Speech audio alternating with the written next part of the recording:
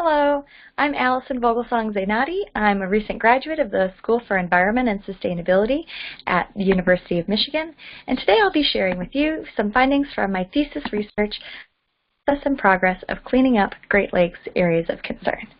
So as I'm bringing up this PowerPoint, I'll just start by setting up the context of the study. And so in 1987, the Great Lakes Water Quality Agreement established Area of Concern program, these toxic hotspots for water pollution. And what it also did was mandate that public engagement be meaningful in the cleanup of these hotspot areas of concern. And so this became what are known as Public Advisory Councils, or PACs. And this was an early vision for ecological democracy, really getting people involved in seeing the future for their waterways and their communities. So the expectation was that the Area of Concern program would set targets, and that getting from point A to point B of actually having cleaner water in the Great Lakes would be a relatively straightforward process of implementation. And so from the vantage point of 2019, we can look back at this natural experiment of 30 years of public advisory councils and influencing remedial action progress to understand what was the reality of that implementation. And speaking with public advisory council members, it turns out that reality was pretty messy. So the implementation was a bit more like spaghetti than a straight line.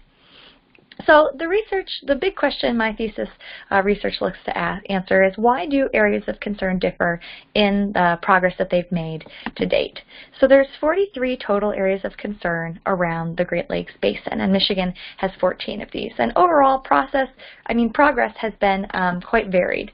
And overall, it's also been quite slow. Michigan has only cleaned up 2 of the 14 AOC sites that it has. So my research question specifically looks by asking Public Advisory Council members from their perspectives and their experiences to help me identify what are the factors that they see that enable their group's ability to help influence this progress on remediation, and what are the factors that also constrain their ability to help progress move forward. And so I selected 5 case study sites out of Michigan's 14 areas of concern: the Kalamazoo River, the Lower Menominee River, the Saginaw River and Bay, the St. Clair River, and White Lake. And so as you can see, there's a variety here, both big and small geographic area. There's also upper and lower peninsula, few and many environmental problems, as well as the degrees of progress. So for example, White Lake has completed its cleanup under the Area of Concern program, whereas these other Area of Concern sites that I selected have different levels of the number of steps that are left in the process of cleaning up. So I conducted semi-structured interviews with 29 past and present participants of these public advisory councils. And through these interviews, I asked questions, and I also asked them through this mapping exercise to sort of help me draw out what has this spaghetti of RAP implementation looked like for them. And this helped them to answer my questions about identifying internal and external factors. So what are the factors from external to the PAC? The context of the community, the capacity of the community, what the state and federal actors and actions that have happened, as well as internal factors like what's the PAC's origin, the structure, and the function of the group. How is it managed? And what are the participants' attitudes and perceptions about progress? And so PAC participants helped me identify more than 60 factors that enable and constrain progress. And so I'd like to highlight just a few of the factors they identified.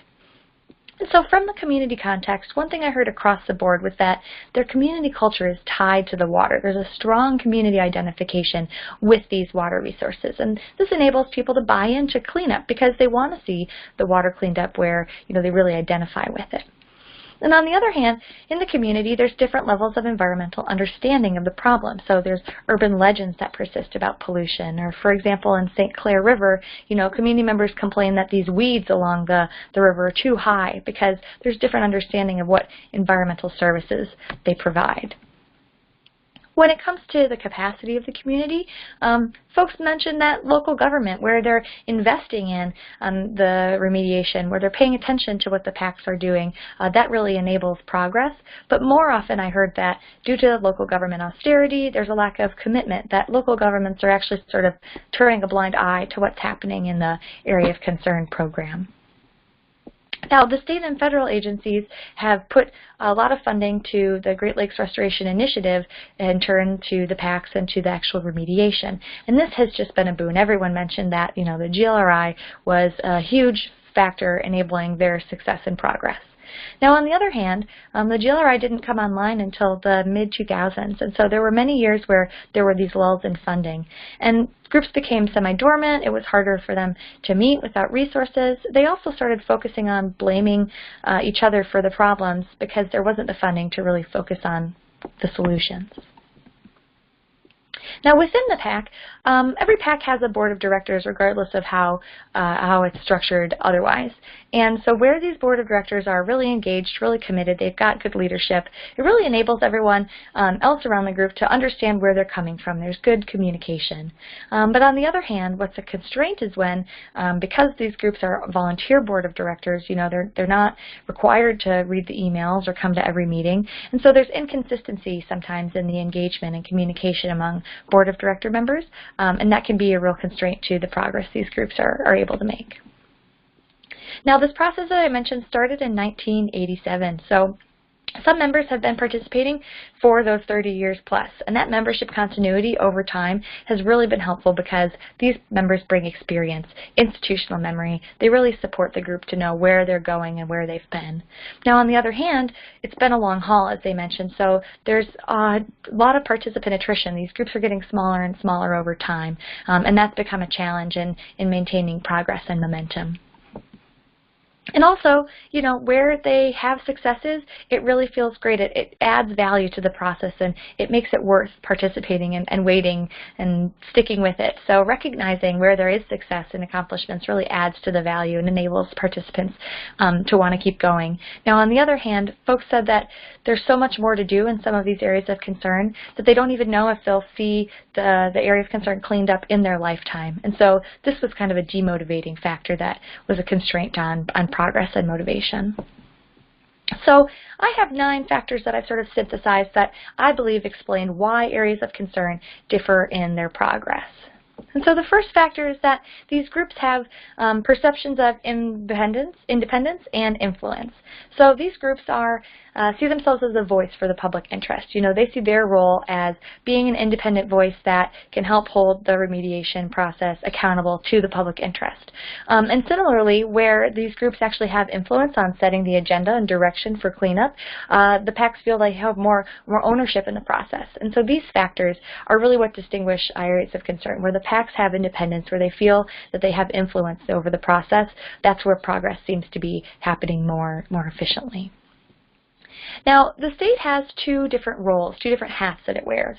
One is that it's convening the RAP process, so it's really responsible for all the different steps along the way, including convening and consulting with the public advisory councils as one of those steps. But it also is a stakeholder. It has an interest in what sort of advice the public advisory council is giving. And so in these 2 roles, sometimes the lines are a little blurry. And so where the PACs have an understanding that the state has 2 different hats that it wears and knows which hat it's wearing at any given time, that's where PACs seem to have a lot of trust in their relationship with the government, and that really enables progress. On the other hand, where there's not a clear delineation of these 2 roles, it undermines that understanding on the PACs, and sometimes it erodes that trust that needs to be there between the public group and the government. Now, clear criteria really enabled the groups to focus on solutions, not just bicker about who's to blame for the problems. There were about 20 years where the groups didn't have these clear criteria. And so when the state of Michigan set their delisting criteria in 2006, all the PAC members said, that was a huge boon to progress because they were able to really focus on what's possible instead of just arguing. Now, not every group accepts all of the criteria, the standards that the state set for how do we know when the problems are solved. But it's really valuable for the groups to participate in sort of this negotiation between the state and the local group for how clean is clean enough. And that's a really important part of the PACs influencing the process. So where they're negotiating, even though that process takes a little bit more time, it seems to be really valuable for these groups. Now, balanced and sustained PAC member networks. My analysis is that there's sort of 2 different kinds of PAC members. One are the individuals, people who maybe they represent a sector of the community, I'm a fisher, but they're really there on their own volition. And then other members are professional members. So they're really representing an institution or organization from their community and taking PAC priorities back to that group. And so what makes these professional members a little unique is that they have professional networks. And so their network connections enable the PAC to build capacity because these people can help them access other sources of funding or build relationships and have partnerships to implement the remediation. So when I say balanced PAC member networks, what I mean is PACs that seem to have more progress are ones that have a balance. They have both individual members, but they also have several, not just one, several professional members, and that their membership is balanced so that they have access to these professional networks and thus the capacity. And then that this is sustained over time. So as someone maybe leaves an institution, PACs that seem to make progress are the ones that make sure that those people are replaced, that they're not losing those professional members in their networks and sort of shrinking down. So balanced and sustained member networks are really what are enabling the PACs to have better capacity and make more progress more effectively. Now, the state and federal agency resource commitment is often in the form of the GLRI for remediation, and the state of Michigan also turns around and supports the PACs with grants for capacity. And so this commitment of funds is a huge boon to progress. More things can just be done. Now, some of the challenges are because this is government money, there can be strings attached, and so it can't be spent on everything, and there are some things that PACs would like to spend money on or they need capacity for, but the federal funding can't necessarily be put to that use, and so it's a bit of a give and a take there, some of the balance of this resource commitment that's necessary for progress. Now, the state and federal actor engagement, what this really just means is the program managers, the AOC coordinators, those are sort of the state people that are the point person to the PAC. And what's important is that they're engaged. So it's not just that they're there giving them technical information, but that they're there in person because that shows to the PACs that they're there with them. It's skin in the game. It's kind of symbolic, but it's also that these people at the state and government level, it's not just part of their job, that they care. And so attendance and really being engaged in the process at the individual level is a really important factor. And where the state and federal actors are engaged, that's where progress is happening. Now, translational capacity, I see this as just the ability for this high science, the really complicated information, to be translated in a way that everybody around the table at the PAC, no matter what their background is, they can really understand what's being discussed in such a way that they're informed and can provide effective advice and input. And so the capacity can come from other members that have technical expertise. Contractors, the state can even provide this translation. But where there's progress, it's where the really technical stuff is getting adequately translated so that the PACs can effectively provide advice and informed input into the process. And then public understanding and support. So this is a lot easier to garner when there's visible issues where users can see that there's improvements occurring. But where progress is really happening is where the PACs are undertaking education, really making sure that those invisible issues, the problems that you can't see, the solutions that you won't see when they're fixed, that the PACs who are educating and building public understanding of these invisible issues, that's where progress is happening. And finally, effective leadership. So this is not my way or the highway or someone who has a vision and they're just getting what they think needs to be done. Effective leadership manages the process so that everyone feels that their view, no matter how opposite from other people's view, it will be reflected, that they will have part of their vision incorporated into this common goal. So everyone feels that the process is fair and that they have a chance to be heard, that they're equals around the table. That's what effective leaders really enable. And so the PACs that have this kind of effective leadership are the ones where they're making progress more effectively. And so I won't tell you what the details are for some of the recommendations that I presented to the state of Michigan, but I would like to sort of provide a larger overarching recommendation to anyone who's participating in a similar program that it's a community-based, collaborative ecosystem management. And first, it's to manage expectations that the process is never going to be a straight line. It's going to be messy spaghetti. And second, that by looking at some of the similar ways that these factors like leadership and commitment, these are parts of the process that need to be tended to. It's not something you just can check a box, but it's something that you need to keep making sure it's there, it's sufficient throughout the duration of a process, and that if you're paying attention to this process features, that the reality of implementation might actually get a little less messy, a little bit more straightforward. And hopefully you can get from point A to point B in a little less time and get clean water in the Great Lakes a lot sooner. So that's my thesis in a nutshell.